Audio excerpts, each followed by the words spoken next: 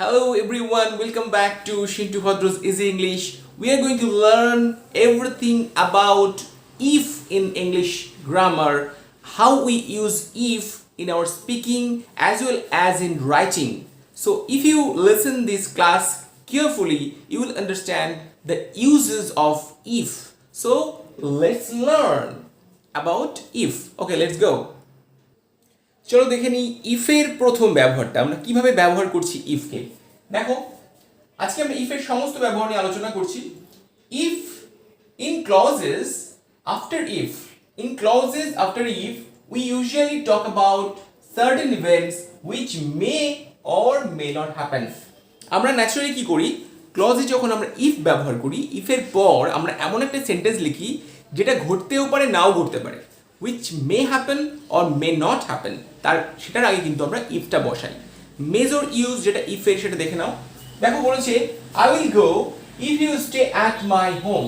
আমি যাব, তাহলে এটাকে তুমি যদি বাংলা করো কি মানে হচ্ছে, আমি যাব যদি তুমি আমার বাড়িতে থাকো। তুমি যদি আমার বাড়িতে থাকো, এই যে যদি তুমি থাকো, তাহলে কি এটা কিন্তু ঘটতেও পারে নাও ঘটতে পারে। This is an assumption. তুমি কল্পনা করছো, তুমি বলছো যদি তুমি থাকো, এই রকম যদি কল্পনা করে বলো তখন তোমাকে ইফ ইউজ করতে হবে। তাহলে which may happen or may not happen, সে থাকতেও পারে নাও থাকতে পারে, সেটা তার ডিপেন্ড করছে, তার ইচ্ছার উপরে ডিপেন্ড করছে, তখন কিন্তু তুমি ইফ এর ব্যবহারটা করছো। তাহলে I will go if you stay at my home.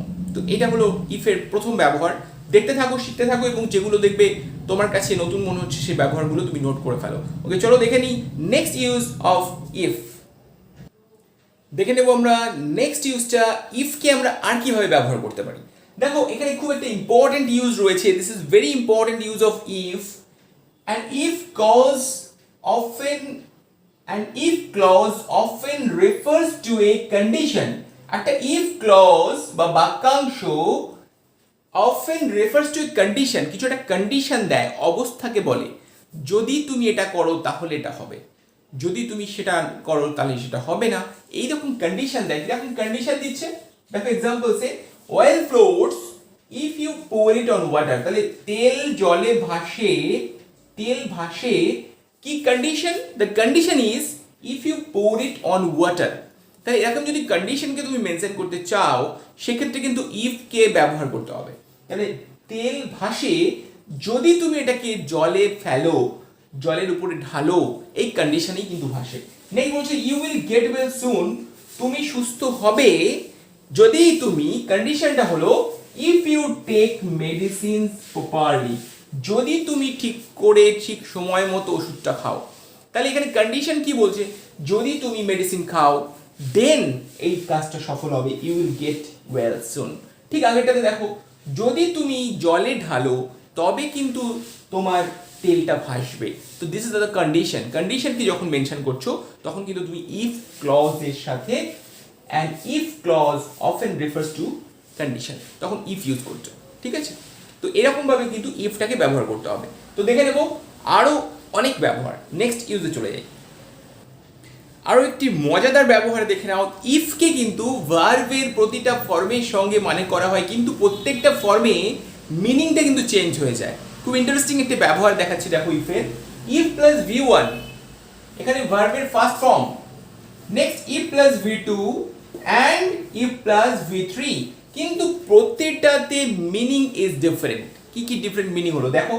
If we play tennis I will win, যদি আমরা টেনিস খেলি, কি বলছে দেখো, যদি আমরা টেনিস খেলি তাহলে আমি জিতবো। ওকে, যদি আমরা টেনিস খেলি আমি জিতবো, আই উইল উইন। আবার তুমি এটা পাস্টে যখন বলছো তখন কি হচ্ছে, ইফ উই প্লে টেনিস, যদি আমরা টেনিস খেলতাম, if we play tennis I would win, আমি জিততাম। কি ইউজ হলো, উডের ব্যবহার হয়ে গেল, আমি জিততাম, কারণ উইলের পাস্ট ফর্ম হিসেবে would. If we played tennis, this is in past tense. Look at the verb. This is in past tense. If we played tennis, I would win. This is the past tense. ওকে, যদি খেলতাম আমি জিততাম। আবার থার্ডে দেখো, if we had played tennis, if we had, যদি অতীতে আমরা কখনো খেলতাম, ইফ উই হ্যাড প্লেড, খেলে থাকতাম, এরকম মিনিং হচ্ছে যদি আমরা খেলে থাকতাম, if we had played tennis, বহুদিন আগে। আই উড হ্যাভ ওন, তখন হয়তো আমি জিততাম, আমি জিতে থাকতাম বা আমি জিততাম। তাহলে এটা অনেক পাস্ট পারফেক্টের একটা ব্যবহার হচ্ছে। দেখো, if we had played tennis, যদি আমরা খেলে থাকতাম, আই উড হ্যাভ ওন, আমি জিততাম। তো there is very interesting use না? তো এরকম দেখো V1, V2, V3 ইফের সঙ্গে তুমি তিনটেকেই ব্যবহার করতে পারছো এবং মিনিংটা তিন রকম হয়ে যাচ্ছে। এক্সেলেন্ট ব্যবহার, তুমি যেগুলো করতে পারো তোমার কথা বলাটা অনেক বেশি সুন্দর হয়ে যাবে। দেখো, if we play tennis I will win, if we play tennis I would win, and if we had played tennis I would have won. This is V3, I would have own, and এখানে দেখো V2, এটা V3 and V1. This is V1, V2 and V3. This is V3 and this is V2 and this is V1. তাহলে এখানে তুমি if কে তিনটে ভাবেই ব্যবহার করতে পারছো। প্রেজেন্ট ফর্মের সঙ্গে ভার্বের, পাস্ট ফর্মের সঙ্গে অ্যান্ড পাস্ট পার্টিসিপল ফর্মের সাথে if কে ব্যবহার করতে পারছো। তো এক্সেলেন্ট ইউজ, চটপট শিখে ফেলো এবং প্র্যাকটিস করতে থাকো, বাড়িতে নোট করে ফেলো। আর যারা প্রথমবার এই ভিডিও দেখছো বা চ্যানেলে এসছো, সাবস্ক্রাইব করতে কিন্তু ভুলো না। এরকম অনেক আকর্ষণীয় ভিডিও নিয়ে আমি আসছি আরও। So let's check out some more examples. Okay, চলো দেখে নিই আমরা আরও একটা সুন্দর ব্যবহার ইফের এবং excellent present tense with future meaning. ইফকে কাজে লাগিয়ে তুমি প্রেজেন্ট টেন্সে লিখছো বাট তুমি ফিউচারকে মিনিং করছো, এটাও সম্ভব। ইয়েস, ইফকে দিয়ে এটা সম্ভব। কি করে সম্ভব দেখো কিভাবে। দেখো, I will give her your message, আমি তাকে তোমার বার্তাটি দেব। ইফ আই সি হার, যদি তাকে আমি দেখি। তাহলে যদি আমার সাথে দেখা হয়, তার মানে এটা ফিউচারকে মিন করছে, but it is written in present tense. If I see her, look at the sentence, if I see her, this is written in present tense, but it is meaning future tense, যে I will give her your message, আমি তাকে তোমার বার্তাটা পৌঁছে দেব। If I see her, যদি তার সাথে আমার দেখা হয়, তাহলে ইন ফিউচারে দেখা হয়, তাই তো? তাহলে ফিউচার টেন্সকে মিন করছে, but the sentence is structurally written in present tense. This is very interesting use of if, so learn it by heart. I will give her your message if I see her. This is an example, and another one. If I have enough time. Look at the sentence. This is in present perfect tense, na? This is in present perfect. Present perfect. And this is in present indefinite. Present indefinite. Again, present টেন্সে লেখা রয়েছে, দেখো, if I have enough time, যদি আমার কাছে যথেষ্ট সময় থাকে, tomorrow I will come at your home.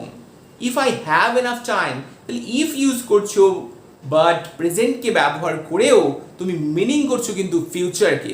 কি করে দেখো, if I have enough time tomorrow, যদি আগামীকাল আমার কাছে যথেষ্ট সময় থাকে, if I have, I will come at your home, আমি তোমার বাড়িতে অবশ্যই আসবো, আমি তোমার বাড়িতে নিশ্চিত আসবো।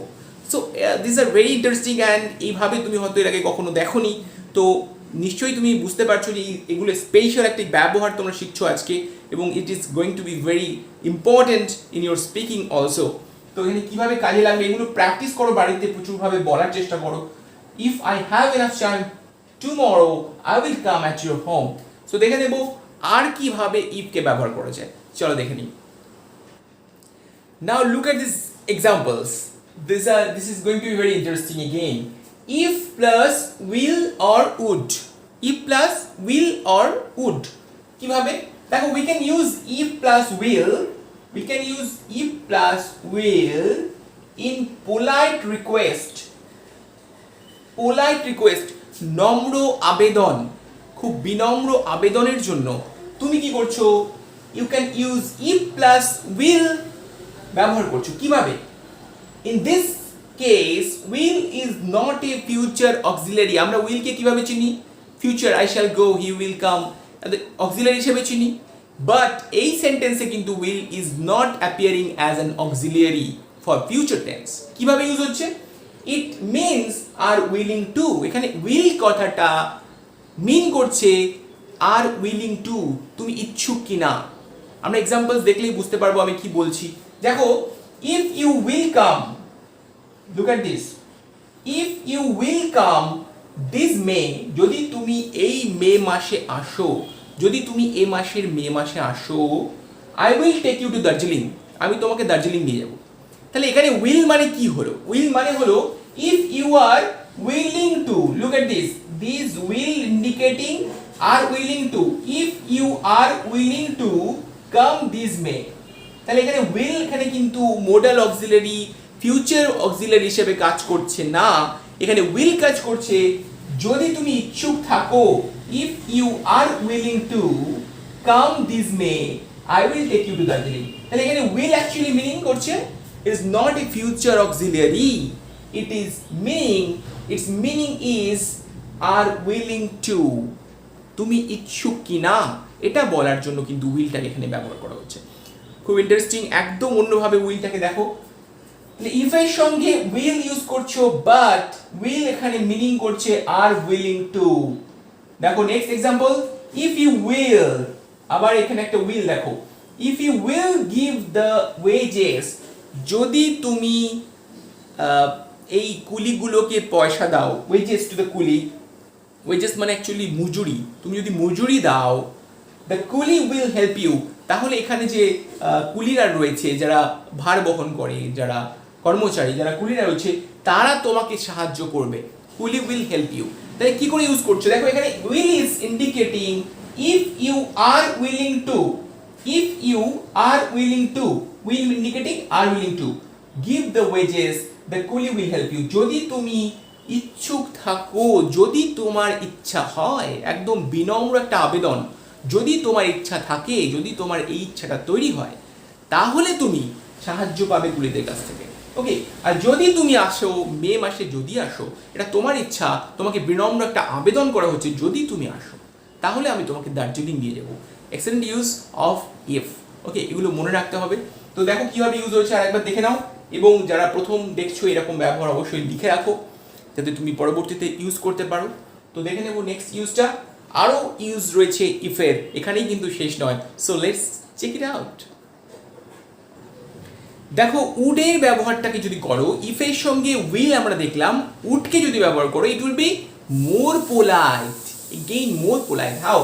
দেখো if plus would can be used to make a request even more polite। কি করে? Examples, if you would come this May, I will take you to Darjeeling। এখানে আমি কি করেছি? জাস্ট উইলটাকে উড করে দিয়েছি। যদি তুমি উইলের বদলে উডটাকে ব্যবহার করো, is going to be more polite. দেখো ইংলিশ ল্যাঙ্গুয়েজটাকে অনেক বেশি পোলাইটলি, অনেক বেশি সোবারলি বলা যায়, হার্সলি বলার মতো একটা ল্যাঙ্গুয়েজ নয়। তো এটাকে তুমি কি করে ইউজ করছো? If you would come this May, I will take you to Darjeeling। যদি তুমি আসতে চাও, তার মানে তোমার তার উপরে ছেড়ে দিচ্ছ ইচ্ছাটা, তাহলে তুমি তাকে দার্জিলিং নিয়ে যাবে। নেক্সট এক্সাম্পলটা, এটা খুব ইউজ, এটা প্রয়োজন হয়। If you would be so kind, যদি আপনি একটু দয়া দেখান, বা যদি আপনি চান, তুমি বিচারককে বলছো we may participate. If you would be so kind, যদি আপনি দয়া দেখান, বা যদি আপনি আমার প্রতি সহৃদয় হন, if you would be so kind, we may participate, আমরা তাহলে পার্টিসিপেট করতে পারবো। তো এরকম তুমি যখন কাউকে তার কৃতজ্ঞতা প্রকাশ করছো তার প্রতি, বা তার দয়াকে তুমি চাইছো, তখন তুমি উডকে ব্যবহার করছো ইফের সাথে। This is going to be more polite. Okay, so this is another use, and let's go for the next use. Okay, দেখো আরেকটা ব্যবহার, তো এটাই শেষ নয়, আসলে প্রচুর ব্যবহার রয়েছে। তো আজকে আমি ভিডিওটা খুব বেশি লেন্দি করতে চাইছি না, আবার আমি আসবো অন্য আরেকদিন ইফের ব্যবহার নিয়ে। তো আজকে আরেকটা দেখে নিই, এটা লাস্ট দেখাচ্ছি। দেখো, if I become president, I will give free medicine to all the poor. যদি আমি প্রেসিডেন্ট হয়ে যাই, that mean it is said by a candidate himself.